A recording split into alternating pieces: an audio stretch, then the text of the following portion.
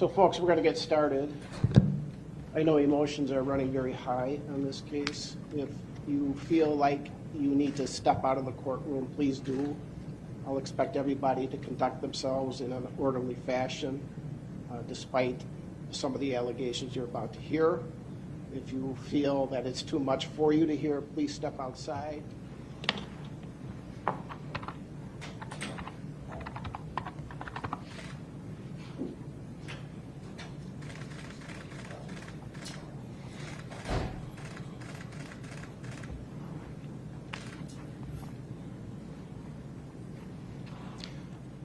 And Mr. Brooks, I have reviewed a copy of this criminal complaint. I will find it does state probable cause as to each of the 5 charges before you. You're charged in count 1 with first-degree intentional homicide.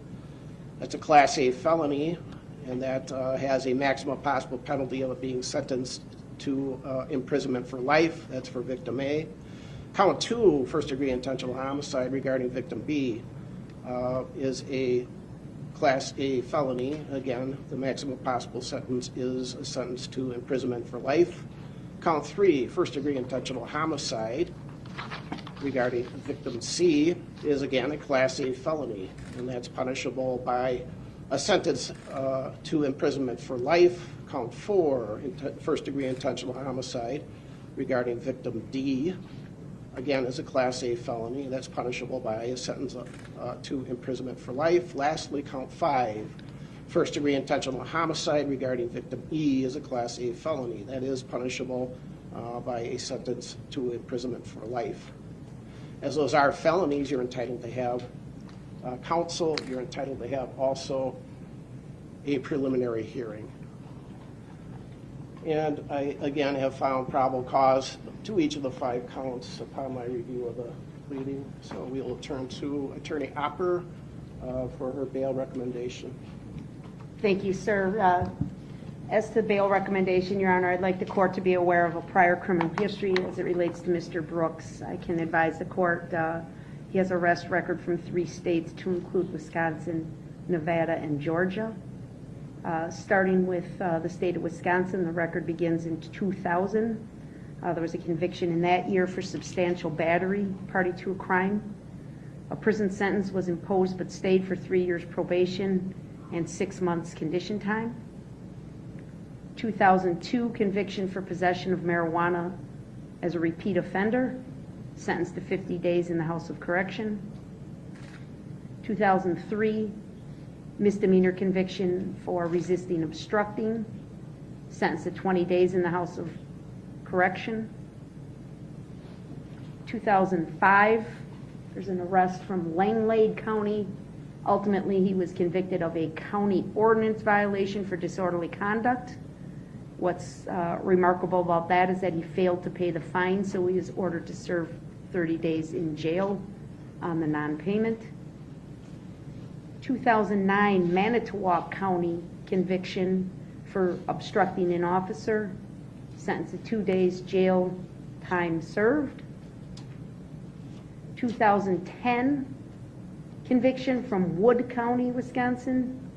He was convicted of the offense of strangulation/suffocation with other charges of battery and criminal damage to property dismissed and read in. The court ordered a withheld sentence for 3 years probation. That probation was revoked, and on August 1 of 2011, he was sentenced to 11 months jail. 2012, he was convicted at the same time on 2 separate files in Milwaukee County. First file was a charge for possession of marijuana as a repeat offender, sentenced to 180 days in the House of Correction. The second file, he was convicted of misdemeanor bail jumping and misdemeanor possession of THC, also sentenced to 180 days in the House of Correction, concurrent to the other case and concurrent to each other. In May of 2012, there was a conviction for resisting obstructing. He was sentenced to 37 days jail consecutive to the earlier sentence imposed in April of that year. He's currently pending on 2 charges in Milwaukee County. 2020 CF 2550, he's charged with 2 counts second-degree recklessly endangering safety while armed, and 1 count of felon in possession of a firearm. The date of that offense, or excuse me, all 3 offenses, is July 24 of 2020. It's believed he was arrested shortly after that incident and remained in custody in the Waukesha County Jail until released on bail there for reasons of a speedy trial violation on March 3 of 2021. Bail at that time was lowered from $7,500 cash bail to $500 cash bail. In that case, Your Honor, it is alleged that he got into a fight with his nephew. The defendant fired 1 round from a handgun toward the vehicle that his nephew was in. The vehicle was occupied by another person, and that accounts for the 2 charges of reckless endangering safety. The next day, he was taken into custody, and the residence where he was located, he was found to have a loaded 9mm handgun just a few feet away from him. The handgun was previously reported stolen. Again, he was a convicted felon on that date, so that accounts for the 3rd charge. He's also currently pending in Milwaukee County case number 21 CF 4596. That has a date of offense of November 2, 2021. He's charged there with resisting obstructing, felony bail jumping, second-degree reckless endangering safety in a domestic violence situation, domestic DC, and domestic battery. The allegations in that case, Your Honor, are that he struck the mother of his child in the face with a closed fist. Then as she was walking away from him, he intentionally ran her over with his vehicle. The vehicle in that matter described as what's believed to be the same maroon 2010 Ford Escape used in the allegations in this case. Police went to his home and found him getting out of that Ford Escape. The defendant ignored their commands to stop, and he tried to run into the house before he was apprehended. There's a long history of flight, obstructing, bail jumping type behavior, Your Honor. It's remarkable that these are violations all around the state of Wisconsin, not just his home county of Milwaukee, but we had convictions from Wood County, Manitowoc, and Langlade in northern Wisconsin. I'd like the court to be aware of a record from the state of Nevada. We'll go to Nevada first. That happened, the first conviction was from December 11th of 2006. He was found guilty at trial of a misdemeanor count for obstructing an officer, was sentenced to jail in Nevada. Also on that same day of December 11, 2006, he pled guilty to a domestic battery as a misdemeanor, and the court there ordered a suspended sentence. On March 16th of 2007, he pled guilty to statutory sexual seduction, a felony. The court ordered a suspended sentence for 36 months probation. He was also ordered to register on the Nevada Sex Offender Registry. He is currently noted to be non-compliant with that registration requirement. On June 23rd of 2016, he was charged with a sex offender registry violation, first offense. He failed to appear in court, and a warrant remains active for his arrest, so he currently has an outstanding warrant for his arrest in the state of Nevada. In Georgia, Your Honor, the record reflects a May 27, 2021 arrest for misdemeanor battery with a designation of family violence. While it is not clear if he was convicted, he did recently remark to a court official in this county that he had served a 6-month jail sentence in Georgia. So we have not been able to verify if that was a conviction, but certainly there was a confinement in conjunction with that arrest. He has no contact with the criminal justice system in Waukesha County or the district attorney's office. He does have a outstanding paternity case that's been pending since 2003, in which he was adjudicated as the father of a juvenile, and there's been returned court appearances over the years based on failure to pay child support. The court should know that a warrant or capias was issued for Mr. Brooks in this paternity case on at least 8 occasions. He has been sentenced to jail on several prior occasions for failing to pay that child support. And on one occasion, he had his Huber privileges revoked related to one of those jail sentences. That was back in 2009. Most recently, there was a warrant issued for his arrest in that non-support civil case on August 2 of 2021. Judge Maxwell signed an order for him to serve a 120-day jail sentence.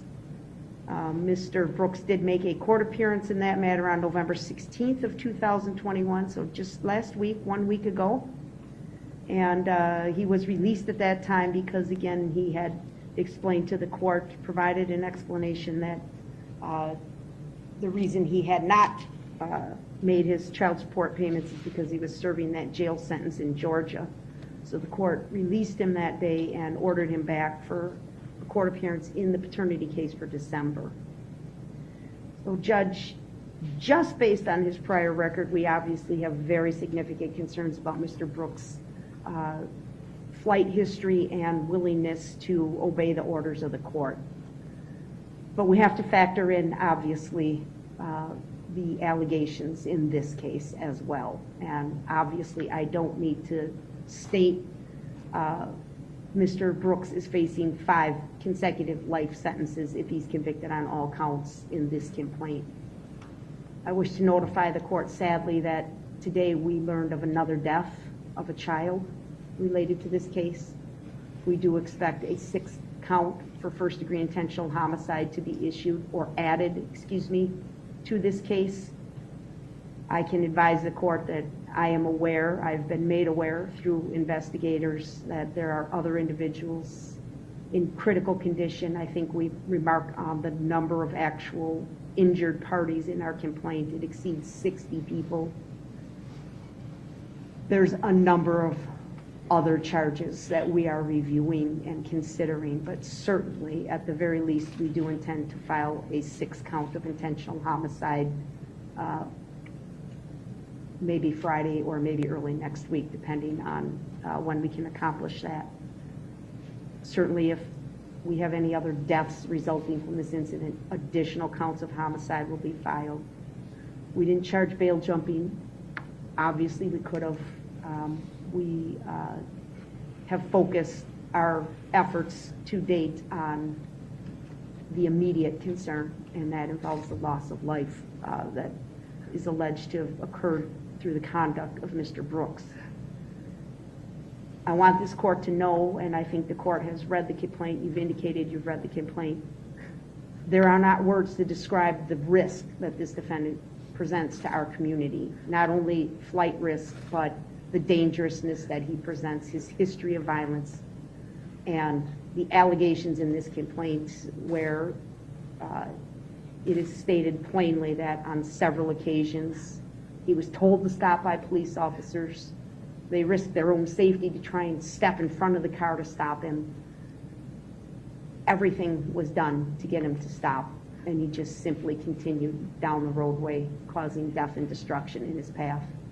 So I am advocating for a significant cash bail, Your Honor. I'm asking for $5 million cash bail. I know that's a large amount of money, but I think it is warranted on this history, and I think it's warranted when the court considers, if convicted, Mr. Brooks will spend the rest of his life in prison. Thank you, Commissioner. When this court determines what amount of monetary bail is reasonable and necessary to assure Mr. Brooks' appearance in court, Mr. Brooks is financially indigent, does qualify for public defender representation. Does that conclude your argument? It does. Thank you, sir. In reviewing the criminal complaint, the allegations are such that I read that 2 detectives opined that this was an intentional act, that the vehicle seemed to swerve into individuals, actually at one point trying to avoid other vehicles, that the detectives, the actions they observed, in their opinion, were intentional. We now have 5 people that are deceased. We have a gentleman that has a huge background via multiple states. Just going through some of the Wisconsin cases, they're violent. We have substantial battery, DC, strangulation, suffocation, resisting. Pending cases, which the statute I just read references that I should consider: second degree reckless endangering safety while armed, felon in possession of a firearm. Attorney Opper told me that the gun apparently was a stolen handgun.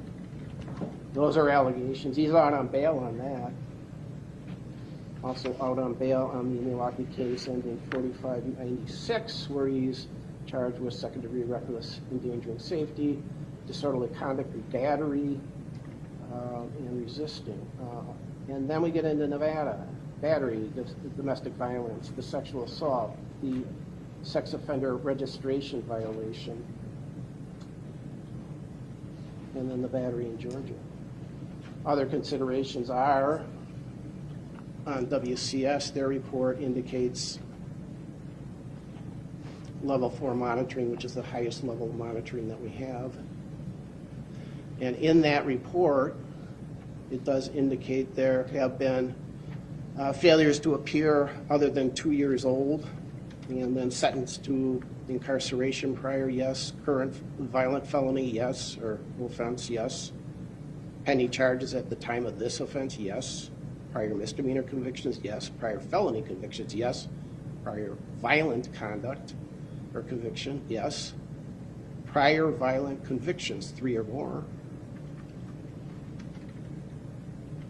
So there have been missed court dates, although none in the past 2 years, but then we just heard about a rather significant duration of a 6-month stay in Georgia, in custody there. In the recitation by Attorney Opper, we have things that causes the court some pause for concern: resisting. Again, these are things that would cause me to feel that this gentleman does not follow rules very well. Orders of the court, orders of society, resisting an officer. There's a bail jump in 2012. There's a bail jump charged in the 4596 case. There is in the 2550 case, again, the felon in possession of a firearm. All those things are just societal, legal issues, also orders of the court in some instances that are not being followed. While out on bail on 2 rather significant allegations, we are now faced with 5 counts of first-degree intentional homicide. So when I look at that, I look at the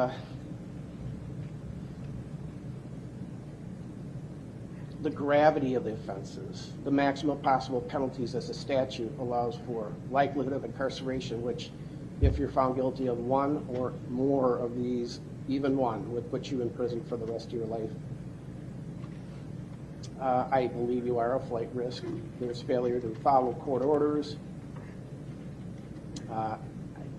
This allegation, although the motive is not known, and I'm not entitled to know what that is, but it looks like there was either panic or whatever, or an intentional act for whatever reason. You don't do well under pressure. The Milwaukee County case talks about, as Attorney Opper indicated, you using a vehicle to run over another person with your vehicle. So you don't respond well to what is common sense within our community, our society. So based on that, you're out on bail. Those smallish bails that you were out on didn't do very well.